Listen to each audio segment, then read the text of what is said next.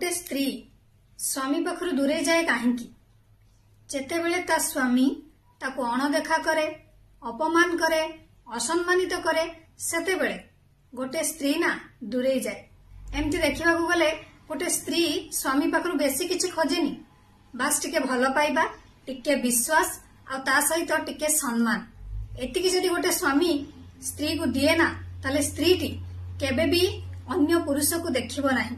गोटे स्त्री सेतेबेले भांगी जाए जेतेबेले ता स्वामी ना ताको टिके भल पाइबा दिएनी, भलरे पदे कथा हुएनी बा तार प्रशंसा करेनी बा ता देह खराब बेले तार ट्रीटमेंट करेनी। एई सब कारण पई गोटे स्त्री स्वामी पाखरु दूरे जाए।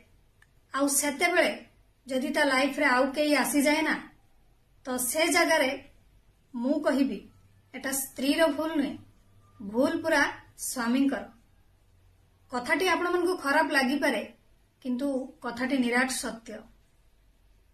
सेथि पई टाइम थाउ थाउ स्वामी माने सुधुरी जांतु, टिके भल पाइबा दियंतु, स्त्री को टाइम दियंतु, जहा फल रे स्त्री अन्य पुरुष पाखको जीवा पई पसंद करिवनी। कथाटी आपण मन को खराब लागि पारे किंतु भाविबे थरे। ए टॉपिक टी उभय पुरुष एवं स्त्री पई। देह को प्लीज नेबेनी, बैड कमेंट देबेनी, ता सहित लाइक दवा पे भूलिबेनी।